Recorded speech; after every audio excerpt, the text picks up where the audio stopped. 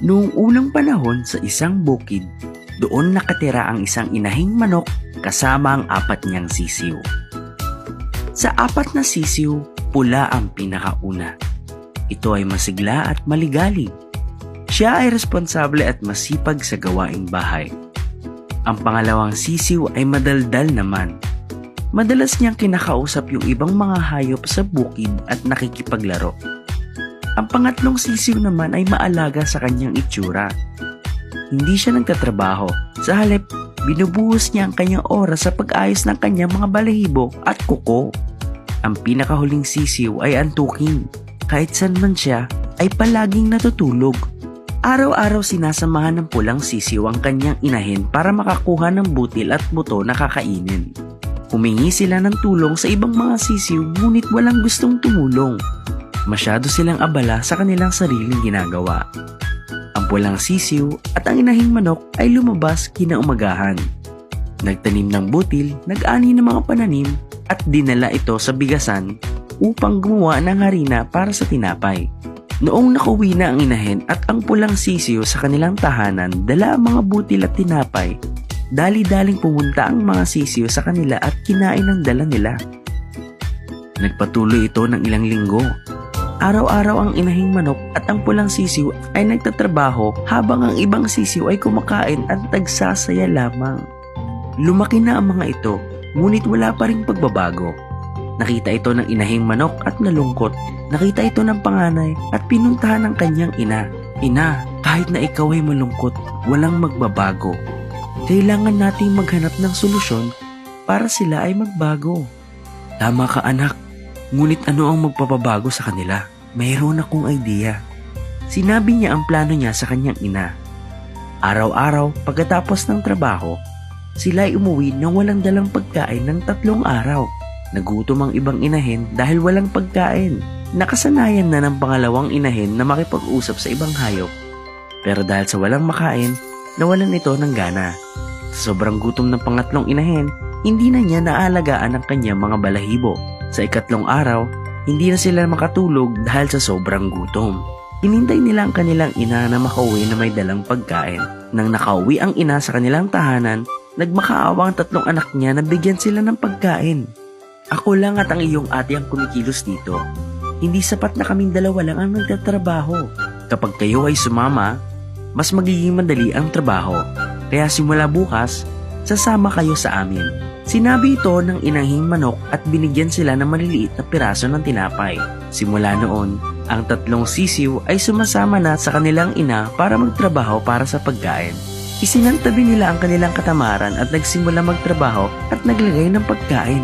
Natuwa ang inahin sa pagbabago na nakita niya sa kanyang pamilya at ang pulang sisiw ay natuwa na kasama na niya magtrabaho ang kanyang mga kapatid.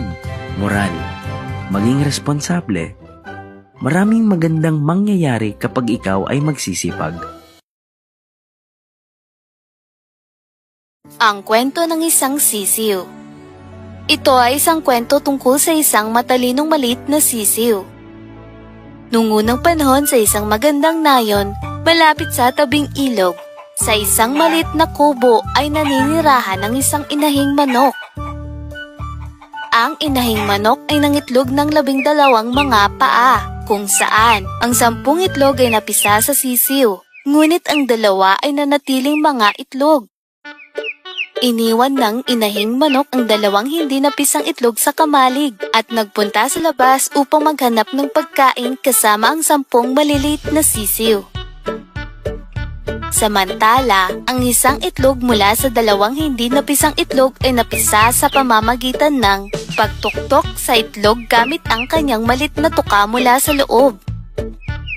Ang kawawang malit na sisiw, kagad niyang hinanap sa lahat ng dako ang kanyang ina nang siya'y makalabas. Ngunit hindi niya mahanap ang kanyang ina at nakita niya na ang lugar ay halos walang laman.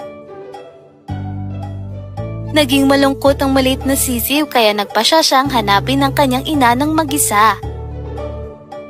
Sa sandaling nagpasya siyang hanapin ang kanyang ina, pinayagpag niya ang kanyang mga balahibo at nagsimulang maglakbay mula sa kamalig. Nagsimulang maglakad ang sisiw gamit ang kanyang malilit na mga paa. Nakita niya ang isang baka na kumakain ng ilang berdeng damo. Masigasig na sinimulang titigan ng sisiw ang malaki at matangkad na baka. Matapos ang ilang minuto, ang napakalaking baka ay tumingin sa maliit na sisiw at nagtanong. Ano ang hinahanap mo? Bakit ka gulat na nakatingin sa akin? Tanong ng baka.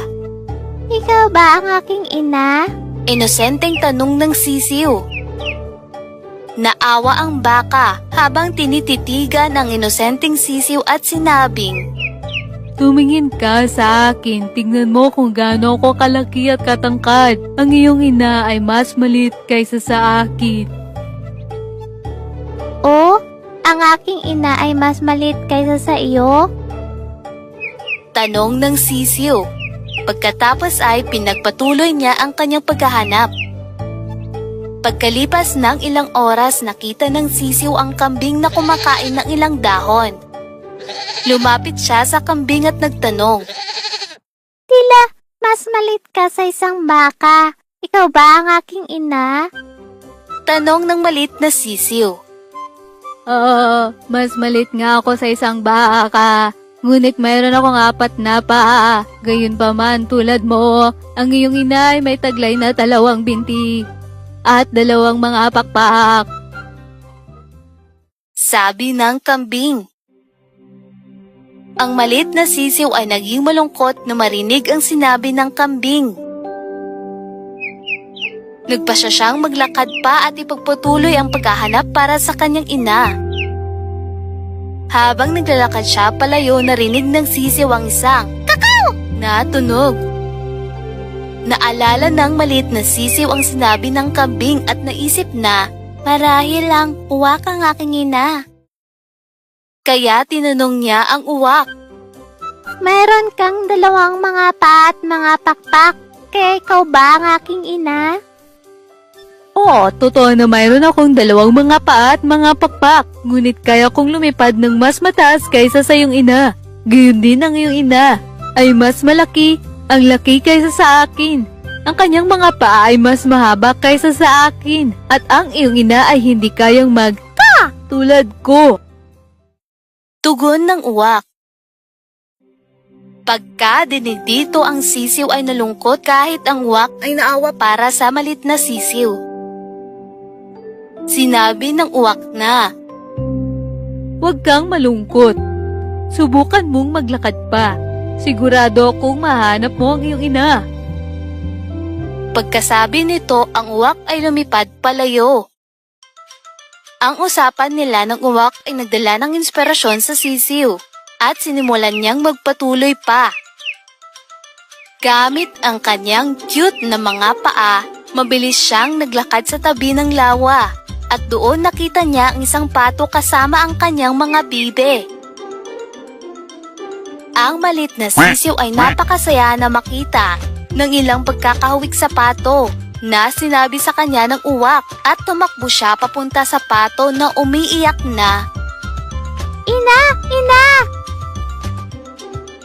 Ang pato ay nasindak nang makita ang maliit na sisiw. Bakit ka gulat na gulat, ina? Ako, ang iyong anak. Sabi ng sisiw. Hindi, mahal ko. Hindi ako ang iyong ina. Sabi ng inahing pato. Tumulo ang luha sa pisngi ng sisiw. Ang kawawang sisiw ay nagsimulang umiyak habang iniisip na hindi na niya makikita muli ang kanyang ina. Natunaw ang puso ng inahing pato. Tumingin siya sa sisiw na may pagmamahal at sinabing,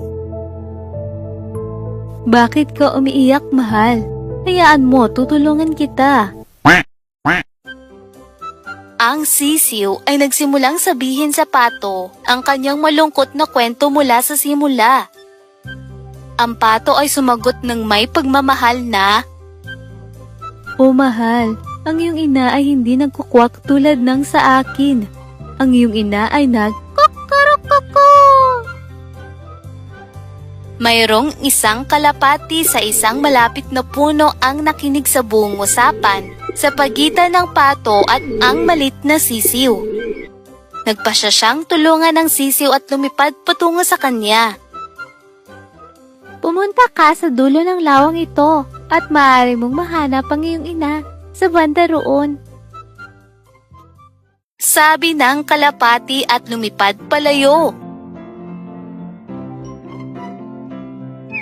Ang isang inahing manok ay gumagawa ng eksaktong parehong tunog tulad ng pato.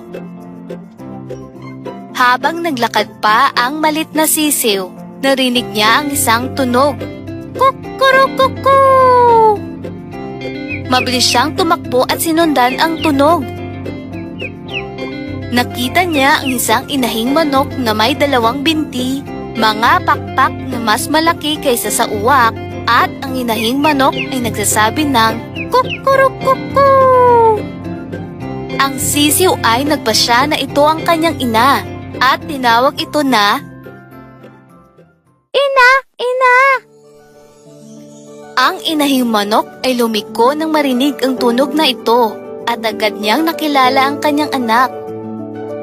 Tinawag ng inahing manok ang sisiw na lumapit sa kanya at ang malit na sisiw ay masaya na makita ang kanyang ina sa wakas.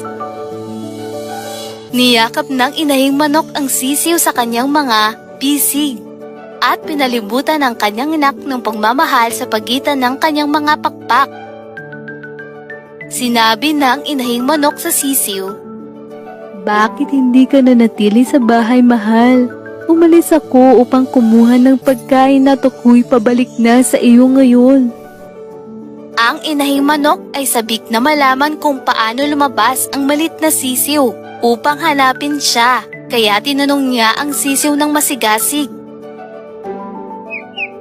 Ipinaliwanag ng malit na sisiw ang lahat ng bagay na nangyari gamit ang kanyang cute na boses.